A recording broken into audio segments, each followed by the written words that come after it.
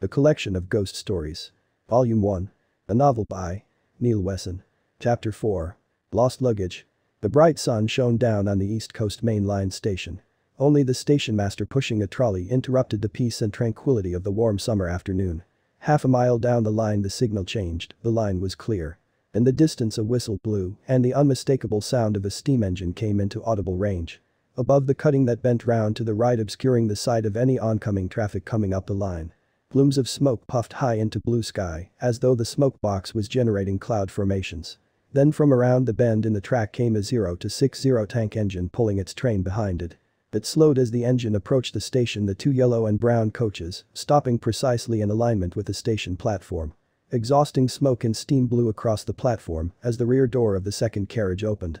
The guard stepped down onto the platform, "All change for Filey," he shouted. Only one other door opened. The guard walked the length of one of the carriages to assist the only two passengers disembarking at that point.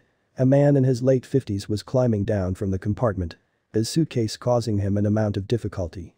"Here, let me help you with that, sir." The guard took the case off of the passenger and places it on the platform. "Mind the step, sir." The man stepped off of the train, then turned to hold out a steadying arm for his wife, who took hold of it before carefully stepping down herself. Albert Parker slammed the door closed once his wife, Helen, was clear.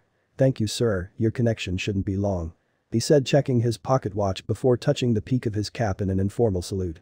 He returned to the rear of the train before blowing a sharp note on his whistle and waving the green flag he had held up to that point under his arm. Mounting the train once again, the engine got up steam and pulled out of the station, the steam and smoke slowly clearing as the carriages rolled past. "Good afternoon," said a voice. Albert turned to see a young man coming out of the cloud of smoke. He was smartly dressed in a brown suit, in his hand he carried a briefcase. His hair was slicked back with cream and neatly trimmed around the back and side. Albert put his age at circa late 20s. How refreshing it was to see someone of that age smartly dressed. Most people of that generation these were dressing themselves like 1950s American teenagers or in the new psychedelic-inspired fashions that were so popular in London. These days, this was the 60s, he supposed things changed. "Good afternoon," replied Albert. "Good afternoon, young man." As did Helen. "Warm day," said the young man, mopping his brow with a clean white perfectly folded handkerchief. "Why don't you sit in the shade?" Albert said to his wife. "Yes, it's hard work today."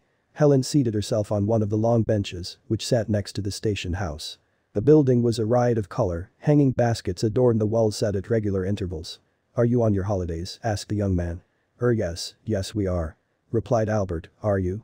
"No such luck, I'm afraid. I am on my way to a sales conference in Scarborough." "Great, isn't it? I'll be stuck inside all week missing out on the glorious weather."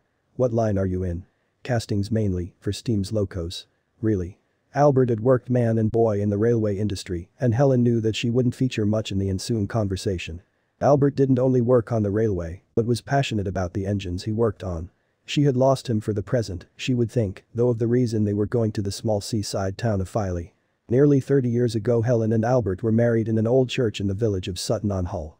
The reception in the church hall after the service was a simple affair. Ham salad followed by apple pie and custard were on the menu for the wedding breakfast guests. The day after the newlyweds were sat on a train bound for the town of Filey, their honeymoon destination. The weather then had been similar to today's, warm and sunny. It had stayed like that the entire week. The long lazy days lasted a lifetime, though the week passed in a flash. The holiday was over too soon and the couple returned home and moved into their small terraced house. 1 month later Helen found out after a trip to the doctors that she was pregnant. It was going to be hard work with a child, times were hard, but the couple were overjoyed at the prospect. Summer turned to autumn and Christmas loomed. Then tragedy struck the Parker household. Helen miscarried on Christmas Eve. She blamed herself, she had climbed on a chair to place the star on top of the Christmas tree when the pain started. They had had such big plans, even the baby's name was decided. They were going to call him or her after the place they had spent an idyllic week on honeymoon, Filey. Every year now they would come back to the same place and stay in the same bed and breakfast. Every year they would take a period of time to remember their child, the child that never made it. With each passing year the pain of the loss subsided, but the memory remained.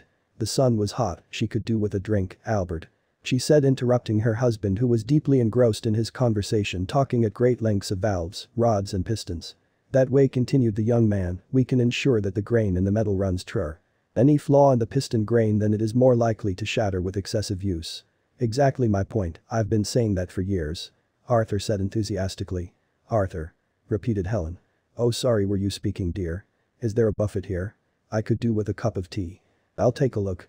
The station master must be about here somewhere. Albert disappeared into the station house. Here, allow me, said the young man. As if from nowhere he took a flask and poured out 2 cups of tea. He passed the larger of the 2 plastic cups to Helen. Thank you, young man, she said before carefully sipping the hot brown liquid. It's my pleasure. He walked to the edge of the platform and looked down the line. Shouldn't be too long now, your train. Oh, I'm in no rush, this tea is lovely, she said, taking another sip. No, I can't see anybody around, Albert said as he appeared from one of the 2 black doors in the station house. Oh, I see you've got a drink now. The kind young man has shared his flask of tea with me. Oh, that was very kind of him. The sound of the signal dropping turned their collective heads. There, I told you it wouldn't be long, smiled the salesman. The train came around the bend. Here, let me. The young man picked up a suitcase which still occupied the same piece of platform as had done for the past 15 minutes. The train pulled in. The guard, ever ready to help, walked along the platform and opened the door for his passengers. Mind the step, please.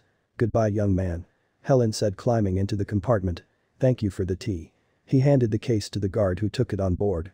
Albert boarded, closing the door behind him. As the door slammed closed, Albert slid the window down. Thank you for a stimulating conversation, young man. He put his hand out of the window to shake hands with his new friend. Thank you, he returned the compliment. Here, my card. From the breast pocket of his jacket he took a small white business card and handed it to Albert before shaking his hand. The whistle blew and the train started to pull out. Goodbye, shouted Albert. The salesman's voice was lost in the noise of the engine. To Albert, though, he could swear he said, "Did you hear that?" he asked Helen. "Did he say goodbye, Mum and Dad?" "That's what I thought." Albert leant out of the window to look back. As the smoke cleared he looked back at the platform. No one was there. The station was empty. He sat down on the chair looking at his wife. "What is it, Albert?" "He's gone," he said with a quiet voice, so quietly Helen could hardly make out the words over the noise of the engine. For a moment Albert sat in quiet contemplation. In his hand he could feel the small oblong of card. Slowly he turned it over and read the words printed on its face. "What is it?" asked his wife. He couldn't say anything, stunned into silence by the name on the card, Filey Parker. The end.